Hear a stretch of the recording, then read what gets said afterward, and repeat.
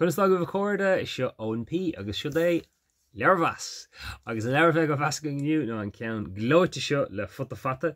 Sadhbh Devlin a scríomh agus Anastasia Melnykova a rinne léróidí dó an fia sa Choill. Agus níos an féidir sin eiscint ach súile an í as a reisin sin. Súile an í atáid glas agus tá gléas nó linear ortha agus taine sin dom. Agus tá sin luúte sa scéal. Agus fut fata a chuéis seo amach agus ar nói gachrodí in fut fata nó beag an gachrod nó gach éonrod bhfuil álas gomsa ar a chur fut fata amach tá sé anna bha. Tá alíonn ionintach a baint leis na picúirí tá an scéal an. Deir siad gur seanna scéala seo Camerán ní go an raibh ólas a go mar an scéal seo ribh cad é atá an seo blurbe an Choill. Ní a hagan fion mo Choill ar í sa Choill agus tugann go dún alún í nó alhain.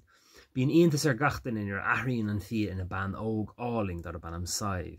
Is brala gatain na Sadhbh agus sucríonn síisteach go tapas a dún ach tá mistear a bant le freisin. Cé a chur an dríochtarí a dahraigh ina fia í agus bhfuil an duine sin sa tóir arthaí go fóil.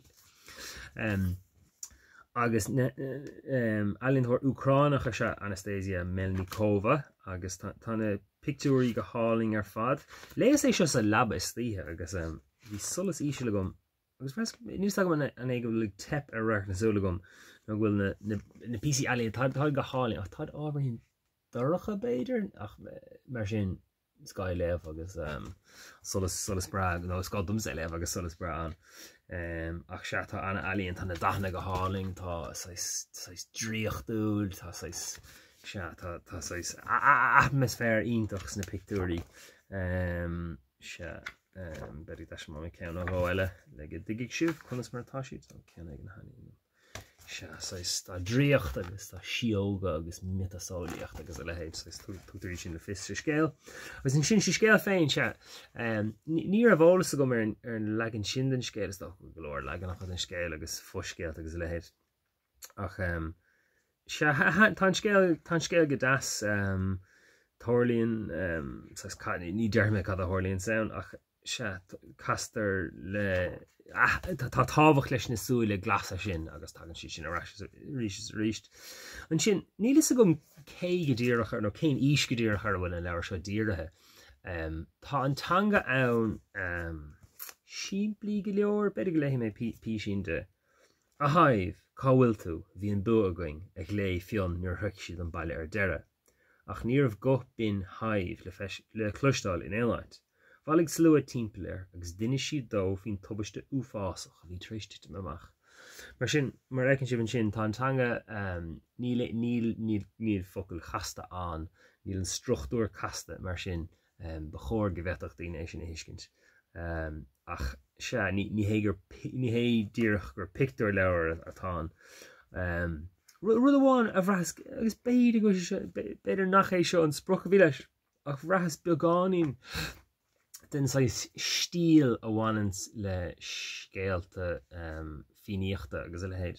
In asnamh beidir sé sin uim agus athrá nó ruthig nó lehéid agus beidir neart den eile bhil níos sin arúnacht an ísgrúp ar a bhfuil siad seo díirithe ach fós sin gur féidir beagáín de sin a bheith ann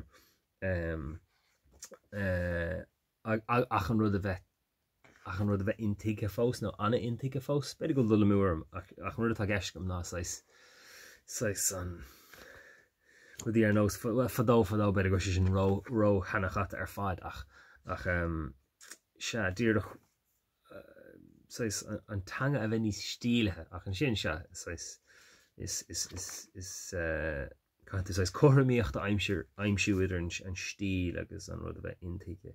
Ach chas Sadhbh ar an granver dó siúd ceann faoi hí ógad dána agus cúcaí clasacha a chur fions na tríthaí goire. Dúireach ar a bhar an text a meach beagáín rion blaisín beag den stíl ibrithe sin beidir go neart daoine nachmeach ach sin rud a rilummsa. Tá annach chud leabhar tag amach le tam na blianta nús do réine fásta agus tá bheige an tú annachasta, róchasta don duna fásta fiúáin ach Se is beag an níos mó den uim nó lehéid sin go méige an sé sin níos mó ach in dhéag sin ní sin nach rud beag bídach tá an alíonn glóite tá leabhar mór tá sin an text go dasán tá na pí alíonn ag hálainn an gléas ar an glúdach I bríonn sé cheannacht sé seo go mór le daine le páistí go háir bhfuil an tanm uisín nó fia ortha mar tá beag an beag de sin I gceist scéil agus na hanmhathe is bailapáistí na hanmhathe stoilm. Sin é, slán mé.